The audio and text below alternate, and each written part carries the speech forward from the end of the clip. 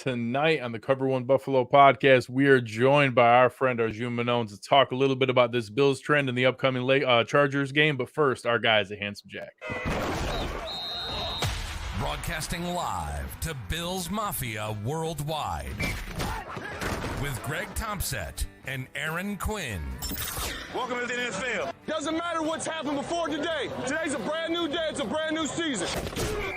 Your number one podcast for objective Buffalo Bills coverage. No matter where you are, we got you covered.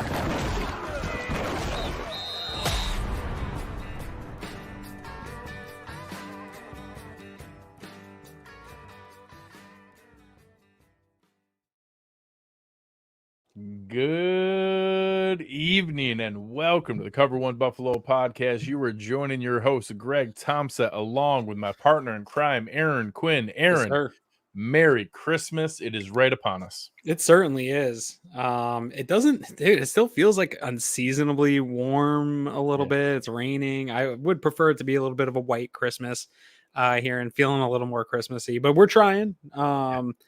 Luckily this week, we'll talk about it a little bit, but such a weird game to prep for that I did probably get to spend more time on Christmas movies than I normally would when it comes to prep time. Because it's like, how far back am I going to go to watch this team, right? And that's what will probably be the go back lead more of our than like 2 discussion weeks. today. It's literally a different team. So totally right. So a weird week, but a good week to have a weird week.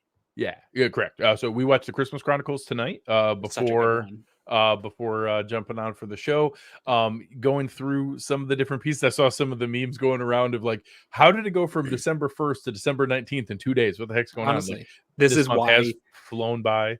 Dude, this is why you got to start the season. I've been such a supporter of starting the season at Halloween, and everyone craps on me. But when if you like listed out all the good movies that are worth watching and all the music that's worth listening to, and then you realize how quick December goes when it actually gets here, you don't have enough time to do it all. So start early and enjoy all that there is of the Christmas. Savor Christmas.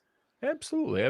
So speaking of which, we still are going to preview the matchup this week. Mm-hmm. We're not going to neglect our friends in Los Angeles. We actually talked with all of the Chargers fans before this game, and neither of them were available to come on with us. So we what had, about the girl from the lady? I tried. I reached out to see if the excited Chargers fan was available. She was not. So we are actually going to bring on one of my favorite people on Twitter, and many, we've had Ted Sethis come on with us before, and we've had others around this space. And I think one of the brightest minds around Twitter, Arjun Menon. Arjun, welcome. How we doing? Doing good. Appreciate you guys having me on. We're not even 3 minutes into it, and we already got a Chargers fans joke. So, that's how you know we're in the right place. But yeah, I'm super happy to be on. Honestly, I was thinking about it, and I've been doing this football stuff for like 2 years now, and I've interacted with a lot of like fan bases and podcasts. I don't think I've ever had more interactions or like more people kind of like come to my tweets and reply or quote tweet them from like a podcast network or a group than any one of you guys, whether it's you Greg or you Aaron, or even I know Anthony's also done some stuff with my work, so it's cool to finally be on. I'm super excited to talk about this game, even if maybe Chargers aren't in the best spot, but I appreciate you guys having me on. Yeah, absolutely. It's fun to have you on, and I know Aaron is always excited anytime we can bring on any UM alum or anyone associated with the University of Michigan. So I'll tolerate that and make sure to let him have this one for tonight. Yeah, well, and I was going to say, we talked about it a little bit offline, but with there is a reoccurring, for those who are part of that, enjoy the data analytics, there is a bit of a reoccurring theme that there's a lot of you folks coming into the content creation world with really good quality, high quality content and websites that provide an ability to look at it like what Summer Sports is doing and what you've done with your site, and allow you to really look at some of the more advanced data that's hard to process in a maybe bit user-friendly way. What is it over here? You talked about the data club, like about Michigan, that is putting out this type of forward thinking, not just data that is going to work off for NFL teams, but giving that to the end consumer too. Yeah, I mean, I think there's just a lot of passionate people at Michigan. Michigan's football program, when I stepped in initially as a freshman, was really bad. That was the COVID year where we were like 3-5, and everyone was kind of down in the dumps. But since the football program has turned around, we've really seen a lot of people, I think, just passionate about football. And I think analytics is just becoming bigger and bigger, and there have been opportunities to work with the football team at Michigan. And I think our club has done a good job kind of like promoting ourselves. And we've done, a couple of people from the club have gone on to do great things, whether it's work in the NFL or, like you said, Tage Seth goes to work on for Sumer Sports. So we have, I think, great representation out in the media or just out in general. And I think that invites people to come in and work and, join the club and, do work as they need to. And it's just a fun place. Like, we brand ourselves as a football analytics club, but it's a place for football people to just come and talk ball. And anyone who's curious about the data and analytics behind it can, do it at their own pace, which I think is a great way to get introduced to this kind of stuff. So a big piece for me is always there's a lot of smart people out there. There's a lot of people out there who are good at sifting through the data and even good at sifting through it and finding interesting and relevant points. Not everyone has a strength at making it translatable to most people. Obviously, the more advanced and the bigger you get into some of the numbers, you can lose people really easy. It's not everyone is able to translate everything. Not everyone has that point of reference in their mind.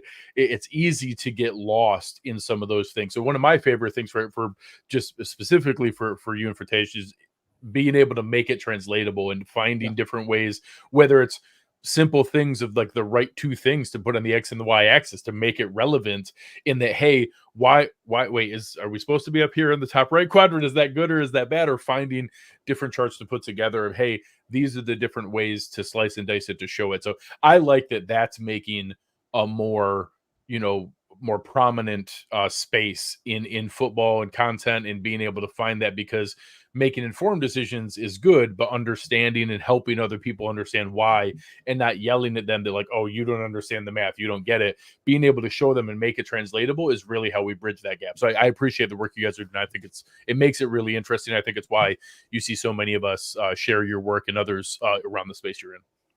Well, in that vein, while we're kind of on there, I want to piggyback off that and bring it back to the Buffalo Bills this year, because obviously I think that's probably a lot of the tweets that we had been sending out, our charts and things like that, explaining early on in this season why the Bills really looked good. And I think that's why a lot of people came to you, right, from Bills Mafia, saying like, okay, cool, these charts is it really look good, this bad? but yeah, but it feels so bad. What's going on? And in your time doing this and studying the game, have you seen more of a stress on, because like I'm a big DVOA guy, I'm a big believer in some of these metrics, EPA and things like that, and I lean into them and I believe in them. And for me, I actually felt like maybe they aren't the data points that I think they are, and maybe they don't translate in the ways that I think they are.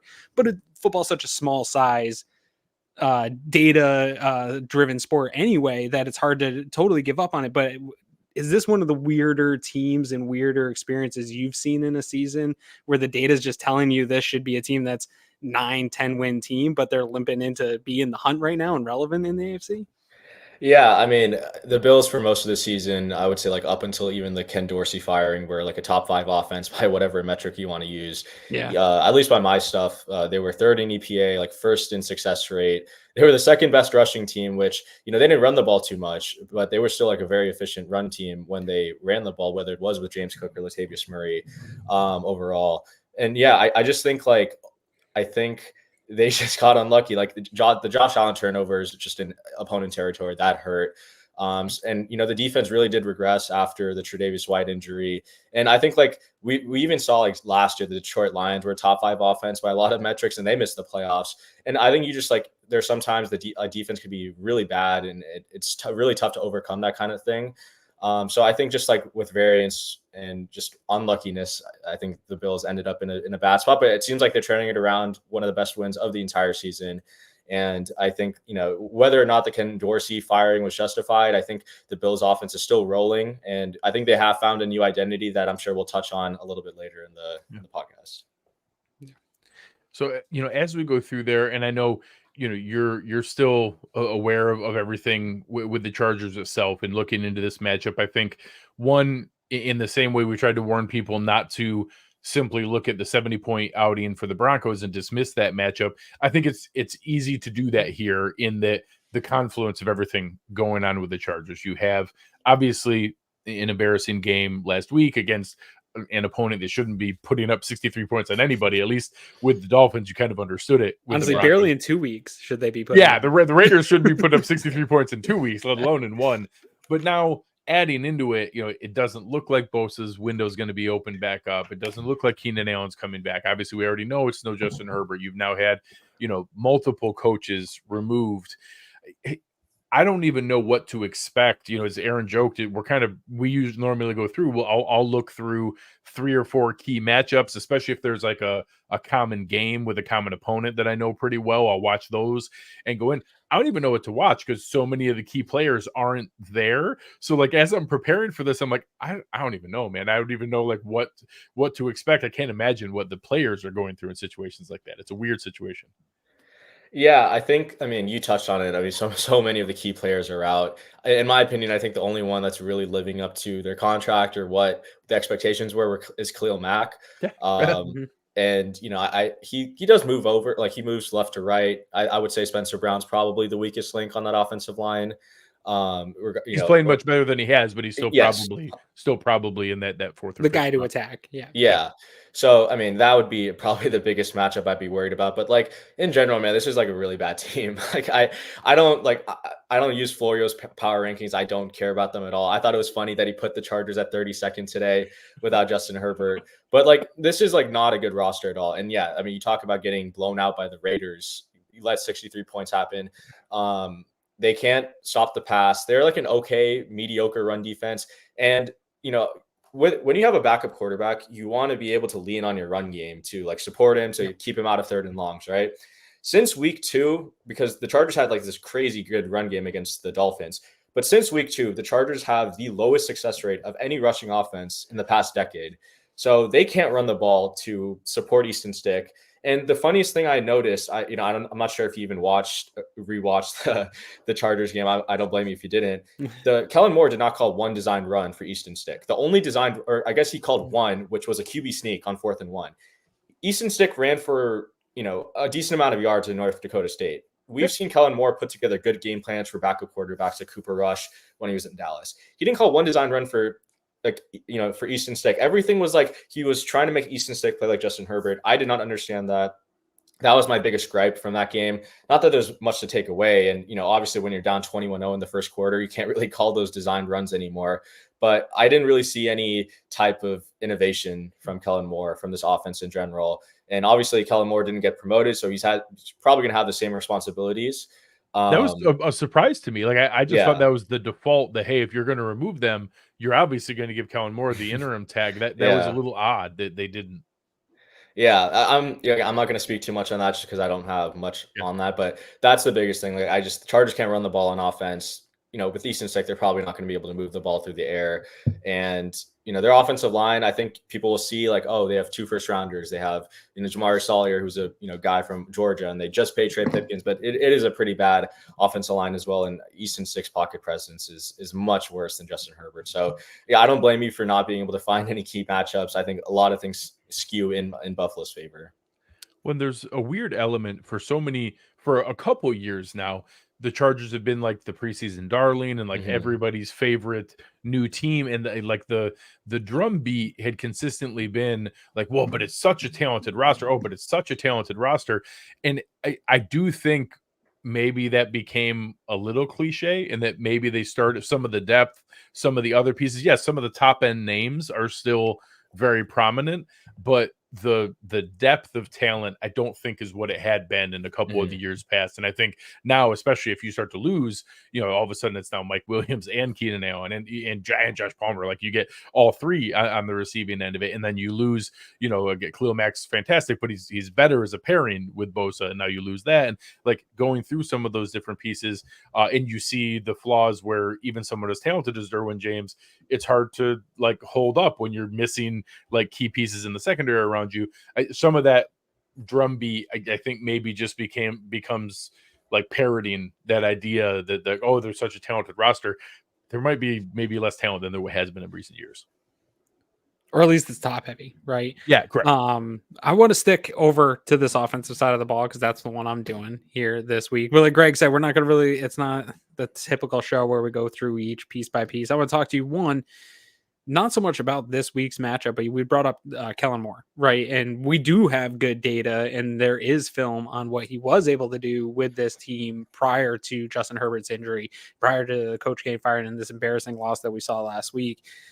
I think for me, what is, to Greg's point a little bit, for years I've heard about this Chargers team being like one piece or one thing away from getting over the hump and being a real competitor in the AFC West, in the AFC in general. Obviously, there's a lot of comparisons between Herbert and Josh Allen, and Herbert taking that next step. And Kellen Moore was supposed to be that next step for Herbert, and that fell seemingly flat, right? Like coming into this, looking on this offense was mediocre before they lost Herbert and before they lost Keenan Allen. And so you're going from mediocre to pretty terrible now when you take it into a backup quarterback.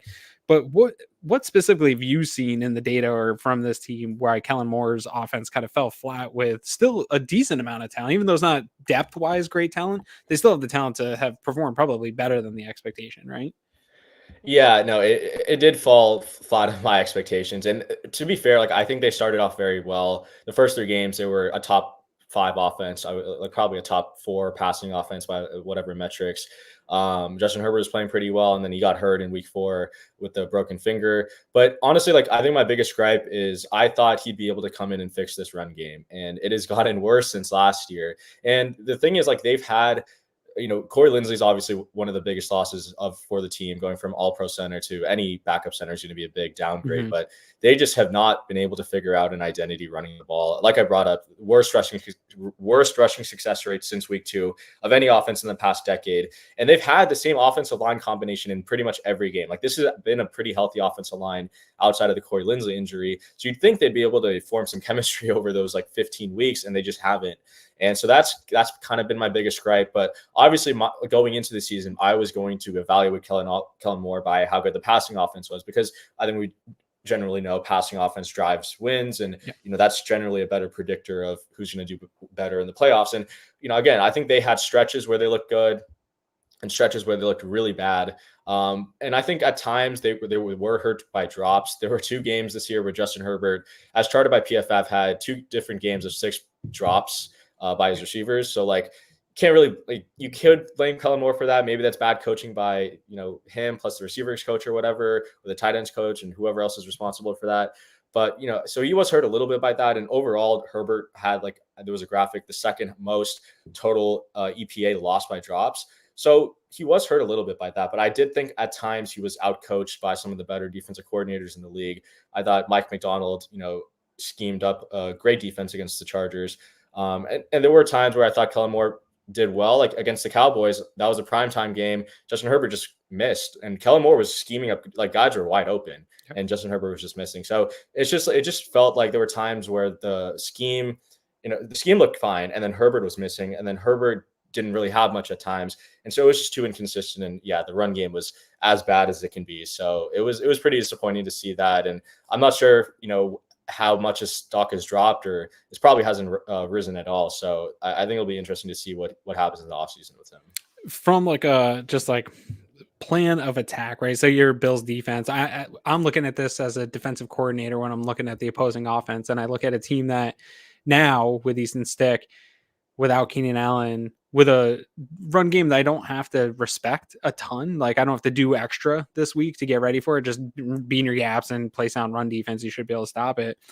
I also look at this pass offense and think I should be able to keep everything in front of me pretty easily. Like what can the Chargers do right now with the guys that they have to make anything kind of happen outside it? They're going to have to find some ways to get some big plays against the Bills. But in terms of like getting this defense out of just base what they want to do, how are they going to get some deep shots, generate some explosive plays against this team? Because I can't see them putting up consistently 10 play drives going down the field and keeping up with it. They're going to have to find some explosive plays, but it doesn't seem like it's there when I turned it on. Obviously last week's a tough one to look at, but I see Easton Stick, I see this lack of run game, and I'm thinking like, how can this team generate anything explosive right now? Yeah, I mean, Stick doesn't really have the arm to kind of thread in defenses deep, or have the arm talent to hit those like cover 2 hole shots that Justin Herbert can.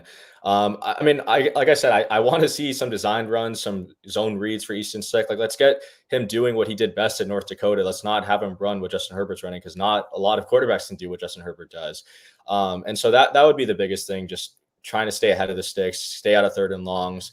Like, I'm someone who wants to convert first downs on first and second down, but I understand, like, if you want to take the ball out of Easton Stick's hands, that's fine, but at least make the Bills edge players and linebackers respect his legs and what he can do in the run game, because otherwise you're relying on a run game that's just terrible. And so you're going to be in third and longs, and you're going to let, Von Miller and Rousseau kind of tee off against a pretty bad pass blocking offensive line. And so I think that would be the biggest thing, just staying out of third and longs if possible. But even if they are in third and longs, like, you're probably going to have to use the tight end to chip. You're probably going to have to rely on attacking the Bills linebackers. But even then, like, I still don't believe in the Chargers skill group, especially if Keenan Allen's out. Yeah, and like overall, statistically, they've actually been pretty good at keeping the quarterback clean. Adjusted sack rate is pretty good, but their run blocking is pretty terrible, and pressure rate isn't great, right, against by this offensive line. One of my keys is to heat up Easton Stick, whether that is bringing extra guys in the blitz. But I think the Bills are going to be able to do it with 4. So that was kind of my next question is, and I think you answered it in terms of getting Easton Stick running and using his legs, is how do they offset the Bills' ability to get pressure with 4 with this current offensive line? Because if they can get pressure with 4 and do whatever they want on the back end with zone covers, that's just going to play exactly into Sean McDermott. How are they keeping that offensive line staying in the gap and not pinning their ears back? Yeah, that's a tough one, because, like, I think they'd probably have to lean on the screen game a little bit. That is one area where I feel like Austin Eckler's done a little bit well on. He's regressed pretty heavily since last year, but I think he has been a reliable screen receiver. Or even like Quentin Johnston. I mean, you drafted him because of his yards after catch ability, even if the Big 12 yak is snake oil. Like, it really is. Like, you drafted him for his athletic ability, and I feel like they run more screens to Keenan Allen than they do for Quentin Johnston. Like, let's get the guy the ball in his hands. Darius Davis has had 2 big punt return for touchdowns. One has got called back, but, like, let's get him the ball on some screens. Like, got nothing to lose now. Yeah. So you want to see what you have in these young guys. You kind of know what you have in Josh Palmer, but yeah, just let's see what these young guys can do with their ball in the hands in space. And yeah, that will hopefully take some of the pressure off of some of these edge rushers. But I will say, wide receiver screens, pretty ineffective. So, it's not something I want to see happen on like every drive, but maybe like 1 or 2 or 3 throughout the entire game. And then just more, I think, running back screens, I think will help, especially since I would say the Bills linebacking room is probably the weakest part of their defense. Sure. So speaking of that weakest group, the Chargers have had a nasty stretch of taking a lot of the guys that we've liked in the draft. Like, we've done a lot of prep work on.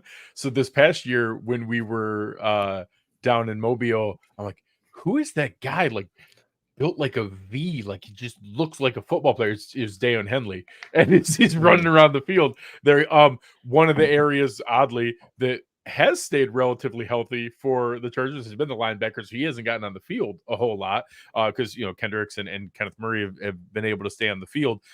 Almost everything around them has shifted or changed. So there's a lot of names in the Chargers where it's hard to go through and see, like, oh, I mean, Derwin James is still playing, Asante Samuel's still playing, and you brought up that Khalil Mack's probably having the most consistent season of anybody.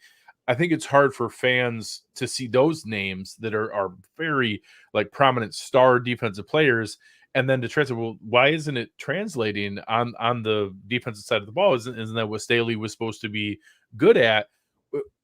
If you let's start in the back end. With so many different names and investments there, I know some of it's health and just simply losing starters. Why hasn't it translated more consistently with the investments and with the individual parts? People would say, well, this is a really good secondary. Why isn't it coming together in the way that you would expect names like those to play at the level they would? Yeah, it's a great question. And I hate to do it, and because I'm not in the building, but I have to say it's coaching. It's Brandon Staley's philosophy is to limit explosive plays and make you 3-4 yard runs your way down the field. The Chargers have allowed the 4th most explosive passes this year. They've allowed the 5th most explosive plays. Like, this philosophy just didn't work with him. And it's something that it's been a constant struggle. The biggest thing for the past 2 years outside of this year was the run defense. It's gotten a little bit better, but it's come at the expense of the pass defense, which you kind of want that flip. Like, you'd rather have a better pass defense than run defense. And I just think the scheme was just too complex. There was an article by Daniel Popper from The Athletic that talked about how it felt like some of the players felt that everything was too intricate. Like they needed to have a counter for every single route, for every single look, for every single formation grouping on the field. It was just too complex, and it didn't allow these players to play fast. It didn't allow these players to play physical.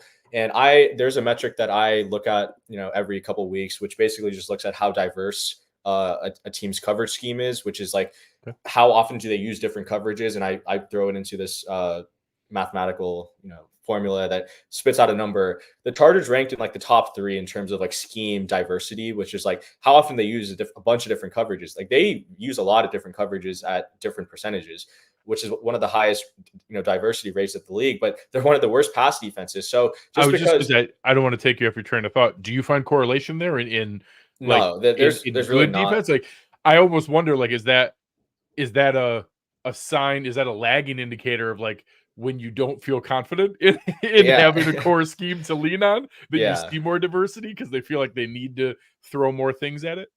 Yeah. So when I've looked at like how this diversity percentage will correlate with like passing efficiency allowed, there is no correlation. Like it's really like you can do one scheme really well or one cover scheme really well, or you can mix it up and be really good like the Ravens.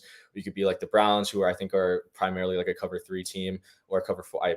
I forgot to look at that data, but yeah, for the Chargers, like they mix it up, but they don't do anything well. So it's, that never really made a lot of sense. Before Brandon Staley was hired, Gus Bradley used to be the Chargers DC, and like he's a single high cover 3 every play, like a very simplistic scheme, but it allows young players to kind of step in and be good. Like if you look at the Colts, like they have like a lot of rookie corners, but they've been like an average coverage team, right? Just because it's so simple. Chargers are not a simple defense, and I think that's caused a lot of problems on that back end in terms of communication, passing off routes, and they've gotten shredded by almost every good opposing offensive coordinator they faced this season. So obviously that's why you've seen that. I mean, straight up moving off of guys like J.C. Jackson and flipping around the different pieces that they have, and you flip that to the front end of the defense. And when healthy, that actually had been the strength there at one point. You had, Bosa, and I think Khalil Mack. A lot of people questioned, hey, is he still the same guy? And then last year he was good, but it seemed like maybe not the same levels as that peak Chicago Khalil Mack. And then all of a sudden, he's on pace for 85 pressures this year, and he's just a wrecking ball going through there. But again, we talked pre-show. Aaron and I were kind of comparing it to Leonard Floyd. Like it's really good as a pair, but it's not Myles Garrett by himself wrecking a game. It's not TJ Watt by himself wrecking a game. And when it was Bosa and Mack both coming from each end, it was terrifying because then you only needed one or the other. You saw a rotation for Morgan Fox as a player that I liked. Go there. Sebastian Joseph Day has been solid and had moments there. Has that been, at least that was like the initial positive there? Now without Bosa and it's just Mac, I feel like that's something you can game plan around of, hey, we'll just give help over there, and everybody else, you got to win your battle one-on-one. Yeah, that's a great point. Khalil Mack obviously having a great year. The one other player that didn't get brought up, Tuli Pelotu, our second. Rotation, not a guy that was on my radar. Yeah, so he was the backup going into the season. Now he's the starter with Bosa out. I mean, he's been surprisingly effective. Like he's a very young guy. He didn't turn 21 until October, so he played the first month of the season as a 20-year-old, and I mean he has 45 pressures and 26 defensive stops, which that put, like, if you look at that kind of like split historically, like 40 plus pressures and 20 plus run stops, that puts him in some pretty good company. Now he hasn't been like great or amazingly consistent. I think, the past 5 weeks, he's kind of only totaled, quick math, 15 pressures. So three a game for a rookie. It's not like too bad, but that's not kind of like that, elite or even good kind of talent or production that you want. So yeah, it is really the Khalil Mack show. I think you'll probably get some double teams on him and force Tuli to beat you. And yeah, I think outside of Morgan Fox, the Chargers don't really have an interior pass rush. Sebastian Joseph Day isn't really that guy. I mean, he has 25 pressures, but he also plays a ton of snaps just because the Chargers don't really have any other interior guys. At one point, the Chargers' like best pass rush combo was Mack, Bosa, Tuli, and Fox. I remember actually like posting that table, and there was a Bills combo that was like really good with Daquan Jones in Yes. that fold. Before he got hurt, he was Yeah. just destroying things inside, and they'd put 3 pass rushers in him. Yeah. Ed Oliver basically Yeah. is an edge rusher at his size when he's rushing interior. Yeah, so when the Chargers had that 4-man combo, it was really good. Now they don't really have another guy to replace Bosa. So, yeah, I think they've really struggled to get home with 4. Last year, they used to be a really good blitz team, but for whatever reason, Staley, I feel like, hasn't done that a lot. Derwin James hasn't been rushing the passer as well. So it's just all over the place. Chargers can't really get after the passer. And that's why you have Aiden O'Connell throw for 4 touchdowns on national television. So, yeah, So not a great I have to assume, are we ready for, like, is this the Jeff Saturday dead cat bounce we're going to get here? You got the player's coach. Every time somebody fires a coach, it reverberates back. Like I say that half tongue in cheek, but I sure didn't pick Jeff Saturday to win his coaching debut. I don't know that I did from a Chargers standpoint either, or from a Raiders standpoint either, as they went through their transition. There is something oddly galvanizing in those locker rooms sometimes. I've seen some stuff the later in the season you go, some guys maybe are already focusing on their next contract, on their next moment. Yeah. Do you think there is anything to a little bit of a surprise this week? Maybe some things from a coaching standpoint that we haven't seen before, because obviously you're going to have a different guy calling the plays, from defensive standpoint. Anyways, that Kellen Moore will still be calling offense. Do you think there's any bounce back from a team standpoint? I know you're not in the locker room, you don't know for sure. Do you think there's any expectation that there's at least a rallying point of the change in regime? I can't really, I no, like, I didn't really understand it. Everyone talks about the new coach bump. Like, from a betting market perspective, this game was like 13.5 on Sunday. And I think it's at 11.5. It got down to 10. 10.5 at Yeah, one 10 point. and a Like half. it moved a little bit more than I Yeah. expected, and I can't put my finger on why. And so, at least, okay, I'll say at least offensively, I don't see, like, I just can't fathom Easton Stick scoring more than like 14 points, unless it's like complete garbage time. And I think in general, the Buffalo Bills have been one of the best teams, if not the best team, at just beating down teams, like really bad teams, and running up the score. So if they go up 21 or 3 scores at some point, yeah, I think the game's probably over. Defensively, like, yeah, Giff Smith, he's kind of been around multiple regimes. He was there for Anthony Lynn. He was there for Mike McCoy. He was there for now Brandon Staley. So he's seen a lot of shit in that locker room, pardon my French. So, like, I think he is respected. There could be some defensive player bump, just because there is, some talent there with Khalil Mack. And, I think Derwin James, obviously he's not been good at all, but he's still a good player, I think, if we consider his whole body of work. So maybe guys rally for Giff, but at least offensively, I just can't see anything happening, just because, at all, like, Easton Stick is not a good quarterback. So we got to put you then on the spot and get, 2 things here, actually. So normally we would just get a prediction for this game and get you out of here and talk about that. But I want your prediction for this game, how you think it's going to go, a score prediction. But then I also want the same for Michigan, Alabama on January 1st. So give us both those games and then we can talk about it. Yeah. Like I talked about, I think the Bills are going to blow out the Chargers. This is like, you can't, like, you got to be on a roll heading into week 18 against the Dolphins. So I'm predicting 35-10. Buffalo just destroys the Chargers. In terms of Michigan, like, yeah, obviously I didn't want to get Alabama. That was such a tough draw, but they're all tough though at this point, right? Like, so I've tried to, like, come to terms with it. Bama's obviously a good team, and giving Saban a whole month to prepare for JJ is not making me very confident. So, but I do think our defense is ready. I think we've done well against some of the best offenses. So I'm going to go with a win. I'm going 24-21 Michigan dub in the Rose Bowl. I am from California, so hopefully I'll be at least tailgating at that game, watching it up in Pasadena. So we'll hopefully come back home that day with a dub.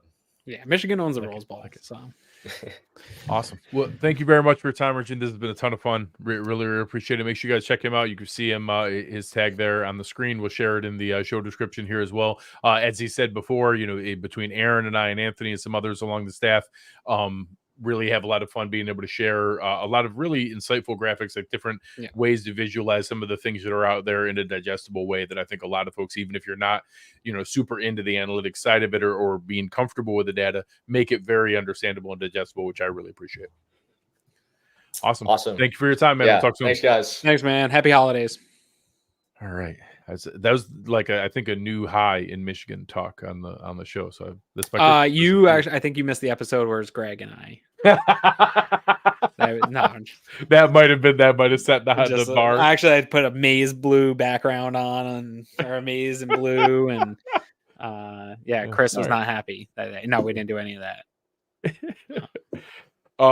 So obviously, I think he's right. I don't know if I don't think I quite have the score prediction that he did. But it is hard not to, and we talked about it pre-show. Like, I have a hard time. Like, this is a no-win situation for the Bills and the coaching staff. Like, we just watched them get beat by a ridiculous amount by a mediocre team. The Raiders aren't that good either. They shouldn't be scoring 63 on anybody. So now, if you do blow them out, it won't be by as much as what the Chargers did, or by what the Raiders did, or, well, you were supposed to anyways. And if they don't blow them out, it's like, yeah, well, what's wrong with you guys? You were supposed to blow them out. Like, it's just, they're in kind of a no-win situation where the expectation is ridiculously high of a blowout already. Yeah. Well, they're not in a no-win situation because they can win. And that's correct. Right. Yeah. And ultimately, winning is that's good. all that actually matters. Like, there's no style points here. Yeah, there's no. Yeah, believe me, if there was a college football playoff committee for the NFL, we would already be in. They would have already selected it. We wouldn't even have to worry. Like, we've played so well in the other spots. Like, yeah, they're going to pick us.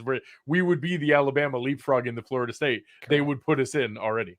Yeah, and so I think for me, the win is just handle your business, right? It does. I don't need it to be nobody get hurt. Get a W. Nobody get hurt. Nobody get hurt. I'd be real happy with a 2-possession win. It doesn't need to be. I mean, more the merrier for sure. If it's the 35-10 as was predicted here, I would love that. I think that'd be fun. 24-13. I mean, all right. Yeah, just handle your business. Don't play down to competition. Yeah. Don't let them just be annoying and hang around and let some stupid explosive play keep them in a game that they have no business belonging in. Yeah, so Quentin Johnston breaks some stupid play or some strip sack fumble by Khalil Mack, something stupid. There's enough weird things going into a game like this where it's a bit of a short week for you versus them. It is travel to the West Coast. That is a thing. It does matter. So do all the things you need to do from short now to week then. On the road. Don't sleep on them. Get your treatments. Show up. Handle your business. Like these guys are pros. They know what they're supposed to be doing at this point. They know the situation they're in. This one's the easy one you got to get while the team's down. Go in and just punch them in the mouth and get it over with. Have to. All right. So before we get into that, let's talk about some exciting things and maybe a fresh design for this week. We are excited as we go through. We are now in week 16 of season 5 of the Leftern Gameday series is out now. This week's awesome print was designed by John Colte and is titled Ride the Lightning. 100 stamped and numbered prints get released each week on Instagram and Twitter at Leftern Co. So give them a follow. The website to purchase is www.leftern.co. Grab one before they're gone. Individual print sales this season help support Buffalo Cares, a local nonprofit that helps find homes for abandoned and sheltered animals locally. Please go help support local artists, local businesses, and a local nonprofit doing incredible work. It is, I know a lot of people turned out for the event here this past weekend. I've heard a lot of really good things about people going and supporting local, being able to buy some cool things as their holiday gifts. And honestly, I think this print here is a fantastic way to do it. You can order it here. You can stop into the shop and pick it up for Bills fans. If you have a, this is something I can see my nephew loving and wanting on his wall. It's got a throwback to, I'm probably going to get yelled. Metallica, I think, is what you're looking for. Decide if it was Megadeth or Metallica. It might be Megadeth. We're totally out of the loop on. Oh yeah, this is not my wheelhouse. So someone what do they call them? The ghosts that are listening right now who can't hear us back that can see this that know for sure exactly what font that is are yelling at me because I don't know what the font is, but it's either Metallica or Megadeth is what my brain is telling me. Yeah. It looks just like it, and it's buffalo, and it's got lightning coming out of the bison's eyes. It's pretty awesome there. So this is one that I think a lot of people are going to dig. Yeah, it is confirmed Metallica style. All right, thank you. Good. I'm I don't glad. want to say So- that it's the exact font, but it is the so- style. Yeah, someone here. It's Um, inspired by Metallica. Inspired by Metallica. Yeah, no, and it's got that like rock show feel with the Oh yeah. lightning coming out of the buffalo's eyes. Dope, dude. I'm such a sucker for. I think we might have been talking about it offline the other day. American Gods. Yes. The I know premiere, nothing about that show other Yeah. than the fire coming out of the buffalo's eyes. But yep, I'm in. That's yeah, it. you get some I'm sold. fire or steam rising out of a bison, an American bison, dude, and I'm in. I don't know if it's the Bills Mafia in me or what, but I'm a sucker for it. Yep, I'm easy. Yeah. So we'll start out with you this week. Obviously, last week I will say, like I tried to take the humble approach to it, in that I was being aspirational of what I was hoping for more than predicting, but they hit everything I predicted times like double of what I was looking for. But I said I was looking for a career high in James Cook touches. I wanted the 2 tight end set. I wanted to run right at a guy like Micah Parsons. So I was really, really excited last week, and I won't lie, I'm going to be good with a fair amount of that this week too. I don't know if I need another fresh design. I have one, and I'm going to keep it in the chamber because I think all that running sets up my fresh design. I don't want to show that against the Chargers. Yeah, I don't need any fresh design here. I would like to see, I think the way to attack this Chargers team is to air it out, and at least early. It doesn't have to be career games for anyone or anybody step up and have this substantially big game. I would like to get Diggs going and get that feeling where that's back to automatic a little bit here over the next month. I don't need it to be as good as it's ever been, but heading into the playoffs, I would feel a lot better if the Bills are heading into the playoffs, where I feel a little bit more confident than I have in the recent past in that Diggs Allen connection. I don't want to trigger any that I'm alarmed by Diggs dropping some things, but last week it is more. It's more. And last week was the first time, Greg, where it was one where we didn't get the replay, and I'm pretty sure that it did get poked out by Stephon Gilmore, but it was a hitch route that is almost automatic every time he and Diggs. It's a conversion all the time.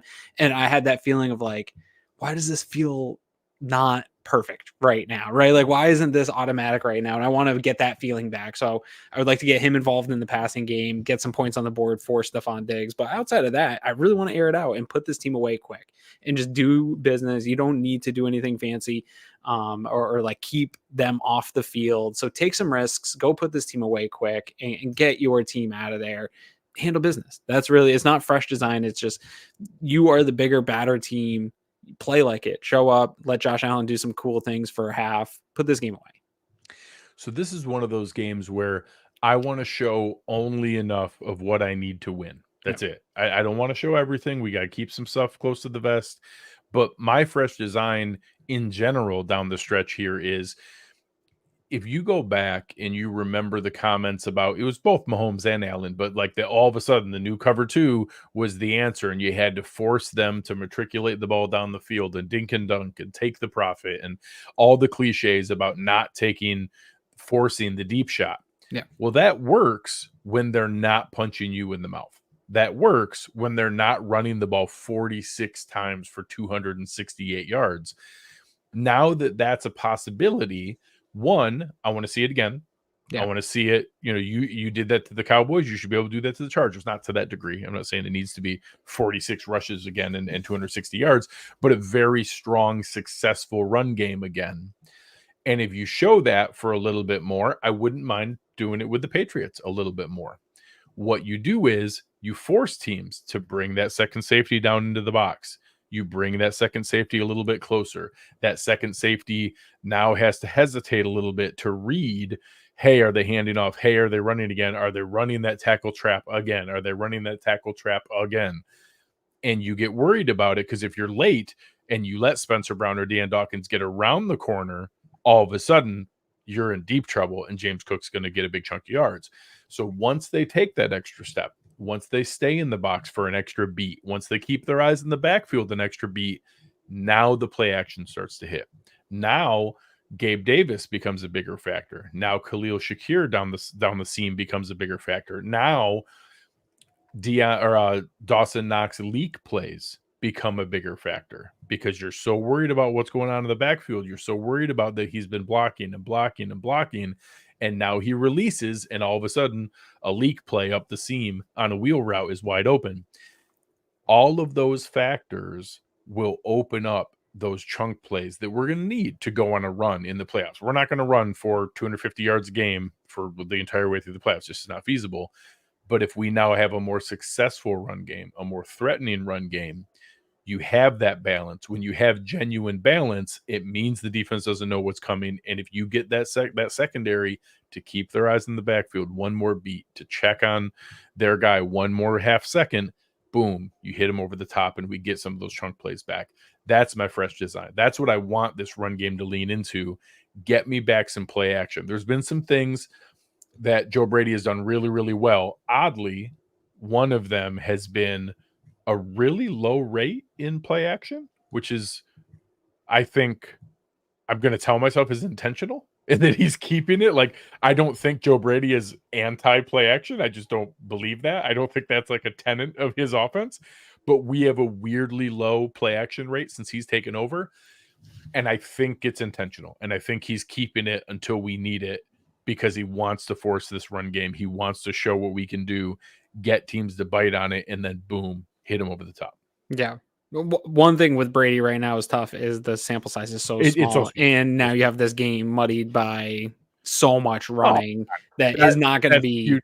Yeah, Josh Allen 7 completions on 15 attempts. You're gonna have that data is gonna muddy it up for a little bit of what a Joe Brady called game is gonna look like. But I do think over this next stretch here, even if you get into some games that are more uncomfortably close, it's, to me, is more important than any one statistic or any one data point that Brady's putting up. It's the finding multiple ways to win and multiple guys to win with. Like, that's probably, walking away from last week, is the most important outcome of that game, is not only that you beat a good team, but that you beat a really good team without needing Josh Allen to do it. Like, that should have been probably even the bigger talking point of when was the last time we felt Josh Allen didn't need to win the game offensively for the Buffalo Bills, or like the team wasn't on his back. This was the first time he really didn't have to do any of the special crazy stuff to keep. He did some. There was still some cool, crazy Josh Allen stuff. So used to him being Superman, like it's his default. And in this Josh Allen era, in this like modern era, there haven't been many times where it's like, well, Devin Singletary like really lifted the team, or the run game put the team on its back and really like lifted them to any type of game like this. This was the first time where you were like, okay, well, if Josh was having a bad day, maybe we could lean and win a game another way. And so that's really cool. And I think that leaning into that year as we go throughout this stretch, however, you got to get past teams like the Chargers and Patriots. And we've seen the Bills play down to really just bad teams. That's the other thing that sucks about this week is like, there should be no scenario where we're even a little bit concerned about this game. But then like you do have the historical precedence of just playing down to just crap teams that have no business playing with you. So hopefully they're past that and they've learned those lessons for the years as well here. Well, we had a stretch under McDermott where it was literally never. We had never lost to one of the like really low end teams. Like anytime we were over a touchdown favorite, he had won all of them for a long period of time. Then we dropped that Jaguars game against the Urban Meyer Jaguars. And then that was the only exception for a while. And it went back the other way for a good stretch. We still don't ever get blown out. We either play close games or we blow the other team out. Right. But now, unfortunately, this year we've had 3 of them where we were just clearly the better team and we found a way to lose. Like, that should not have happened. So everything in me tells me they're not going to lose here. They're too focused. They've got too many things going the right direction. The Chargers have way too many things going the wrong direction. I think there's some of that, you know, players joke sometimes about the 1, 2, 3 Cancun. Like, this team is ready for the offseason. They are done and ready to move on. But football doesn't work that way. You got to put film out there. You got to do it. I do think there's some pride that bounces back from last week. I think some of them were embarrassed in what happened last week. You're going to get a better effort than you did against the Raiders because that's embarrassing as a professional. So obviously they need to take this very seriously. They need to approach it as a there's talent on this team. Khalil Mack can take over a game. There are talented. Austin Eckler is an incredibly talented player. With all that in mind, what do you actually expect to see here this week? What are you predicting? Yeah, so I guess that ultimately is my fresh design of the week is like, don't sleep. Like, don't, play down to an opponent like this. But my actual pick for this game is I do think the Bills go in. I do think they handle business. I do think it's a bit of a party in terms of highlight splash plays. I don't think you need I like your idea of setting up stuff for future, but I think this defense presents so many flaws in that back seven that I really think Josh Allen could have a bit of a fun, big, explosive, splashy day, especially early on in this game, and run up a early lead. And I think ultimately I've got it 31-17, but I think in the fourth quarter, it could be high 20s to 10 or something, and they get a last garbage touchdown, and maybe we go down for one final silly field goal drive just as time, just running time out, getting out of this thing. I think you could see a lot of Kyle Allen in the fourth quarter of this game. That's the plan, right? Handle your business, have fun. Like you said, no injuries, and get out of this one like you should. Stop playing down the competition. I'm in the same ballpark. I actually have it that I think we're going to be up early by a fair amount. Maybe it's even like 24-6 early in the third quarter. I have it ending 27-13. I think we covered the spread. I think it's probably under, more so because I think we're milking the clock in full 4-minute offense. I think this is one of those games where, maybe it doesn't need to be 25 carries for Cook again, but maybe it's 17 or 18 for Cook and it's 11 for Ty Johnson and none for Josh. And 7 for Latavius Murray and 2 for Josh. Early drives. He has a scramble where he goes out of bounds on 36 for 7 yards and goes out of bounds. And then another one where he slides. And that's it. Those two. It wouldn't be. That's it. It would be pretty cool if he stiff armed Khalil Mack, though. Right? Like, no. Well, and obviously it does seem like we've got a little something going with our version of the snowplow thing, and that Josh is kind of picking his soft spot in the line and not just diving forward right behind the center. So we've got a little bit there. Maybe there's a cute quarterback sneak or something like that. But I agree. I don't think Easton Stick and that offense in its current formation is putting up a lot on anybody, including this Bills defense. So I do have it. So you said 31-17? 31-17, yeah. 31-17, yeah. I got 27-13. I think we're both in the same ballpark. It'd be really fun if Arjun's right and it's 35-10. That'd be a really fun one. Yeah. I support him fully in that endeavor. But either way, we are now in a spot where it's 99.9% that we control our own destiny. We don't technically control. There is one path, like literally 1%, which could be eliminated this week. There are like 3 different teams that if any of the 3 of them lose, we have full control of our destiny. That if we win out, it's automatic, including the Dolphins being one of those teams. If they lose, we fully control our destiny. So there's going to be a lot of easy things to root for. If the Jaguars lose, if the Colts lose, if the Bengals lose, if any of those things happen, we have full control of our destiny. And we already, for all intents and purposes, do. So it's at least flipped around to where we're not going to have to be rooting for X, Y, and Z. If we take care of our business and we win these games, we're in, and then we're the team that nobody wants to play in the playoffs. Yeah, I love that the best. I hate playing around with, me, dude. I hate like this, doing it in November, playing with playoff simulators. I hate all that stuff. I don't want to do that stuff. Just went out to handle your business. And especially after that Dallas game, the way they won that Dallas game, regardless of them traveling, whatever issues Dallas has, that's a good football team, dude. And Kansas City's a much better football team, I think, than people in the public sphere are giving them credit for as well. To have those 2 wins in a row tells me if they can make a run like this, this could be one of those seasons where this team activated the freight train right at the right time and is just I don't know how many wins they can rattle off in a row to make a real special like Super Bowl run. But if you told me a month ago that this team was in position of controlling their own destiny still, and even maybe potentially a shot at a division in the final week of the season, I would have laughed at you.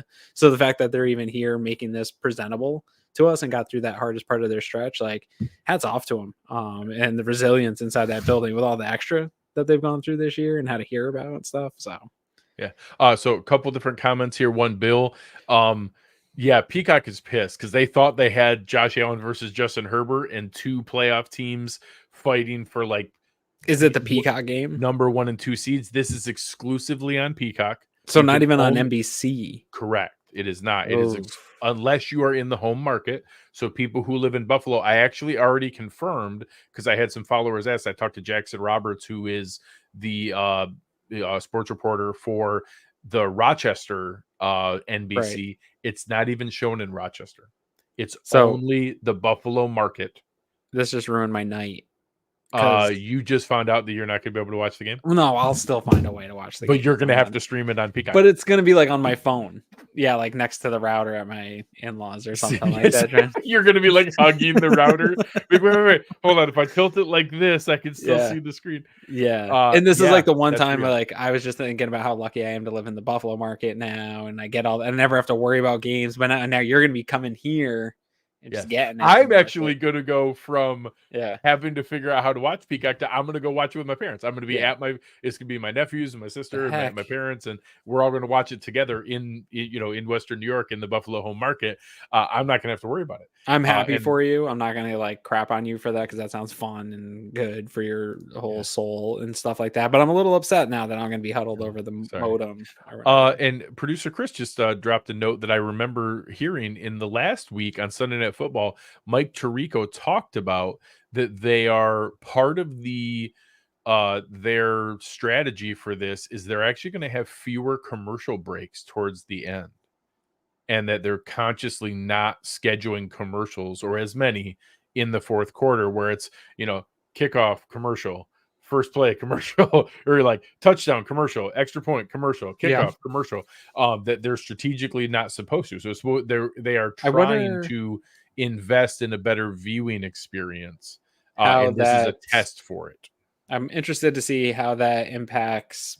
Players also get TV timeouts, like when you're there on the field, like they get that extra. I wonder if the players will care or if it's a benefit or a negative. If they'll notice, is a benefit, is a negative. Yeah. In this game, it might not matter because it might be like run out 31 time to anyway 10 at the time, and Sure. nobody's cares, and they're just milking the clock anyways. Yes. But this In a game was that mattered. supposed to be a game that mattered, that they Correct. weren't going to do that and test this out. I could see wanting some time in the fourth quarter. I could see also just wanting to keep playing. So I would be interested to see what players think of that kind of change to it. So again, maybe you got a jailbreak thing, maybe you have something else, but if you just have regular YouTube TV, it is not going to be on your TV on Saturday night. So I know, I checked. I have YouTube TV. I have NFL Sunday Ticket. I paid for the season of NFL Sunday Ticket. It is not on there. It is exclusively and only on Peacock or in the home market. In the home market, it is on NBC. So if you're in the home market and on YouTube TV or Fubo or Sling or whatever local cable company, whatever NBC you watch, yes, it's on there if you're in the home market, but that's it.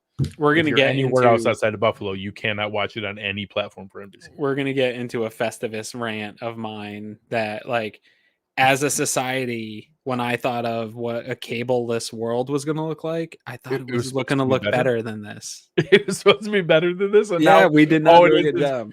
Like, we need to use things like Roku or whatever to bundle all the streaming things back together so I can search and figure out where the things are. It's on the ridiculous, 8 different things we dude. stream. Yeah. Especially this time of year where like That's Christmas old man movies yell at are cloud spread thing. out through like 5 different streaming services. I've had to reactivate streaming services that I haven't used for months. I hate this. Oh, yeah. Yeah. Anyways, Anyway. looks like I'm reactivating Peacock. There you go. There you go. So, and speaking of which, we will have a post-game show on Saturday night. It will have multiple Cover One people on it, and some of those people might be me and Aaron. Maybe. If that modem, I might burn the modem out trying to stream Peacock. So I am going to test things out when I get to my parents, and the goal is I'm going to do the show from my parents' house. I'm going to do it. Yeah. I'm literally going to podcast from my mom's basement. Like, I'm going to fulfill the podcast cliche. I think that's where my on the like obnoxious Bills power rankings, they say I like living in my mom's basement. Yeah, there you go. Yeah. So I'm actually, it's a playroom. I do my show out of a playroom, suckers. I'm going to fulfill the podcast cliche. I am going to podcast from my mom's basement. Do it. But I got to test the internet there. So we will probably have a third Cover One Mystery host, mystery guest yet to be determined, just in case, joining all three of us or replacing one of us in case we can't do this. So yet to be determined. Here, Bill W says, Aaron, get a better cell connection. Bro, I'm telling you, where I'm going in Maine, there isn't like cell service in some of these spots. Like, Maine's a weird spot. Like, there, you get outside of Portland and it's just everything spotty as to whether or not you can get internet even in some of these spots. So I might be just internetless for a handful of days there. Not good. David's bursted people's bubble saying that I've used Peacock for motorsports for years, and let me assure you that the less commercial advertisement is BS. So no, I will say I use a lot of Peacock for golf. A Peacock overarching thing. Tarico made it sound like this was a new specific for this that they're testing out, but maybe it's BS anyways. I don't know. But we'll find out together. We'll all enjoy it together. So either way. But besides that, I do genuinely want to wish everyone a wonderful, happy holiday, whatever holiday you do celebrate. I hope you enjoy it and celebrate it very joyously with your family and friends. I celebrate Christmas, so I will wish you guys a Merry Christmas, but whatever you do celebrate, I hope you celebrate it joyously and enjoy time with family and friends and have a wonderful time. I'm looking forward to it. Just like Aaron, it's my favorite time of the year. Christmas Eve is my favorite day of the entire year. It's all of my family all together, crammed into this little house, all loud, eating and drinking and having a wonderful time. And I cannot wait for it. It's going to be wonderful. So I hope everyone else has just as wonderful of family memories together this holiday with safety and happiness and a healthy new year. Yeah, I second all of that. A lot of people are traveling. We're going to be traveling, so drive safe, travel safely. Enjoy some good Bills content. I'll be traveling on game day, which is going to download all the podcasts and listen to all of them. We will be listening to a lot of Cover One driving in on game day. But yeah, no, have a great holiday season, whatever it is that you're into. Yeah, and the nice thing about these holidays, whatever ones you're into, they have the best spirit and the best magic of all the other holidays. And so try to live as much of the Christmas spirit as you can here over the next week. Because once we get out of Christmas, life goes back to just being not magical and not awesome. So yeah, just enjoy the magic for the next 5 days and just live in it if you can. Absolutely.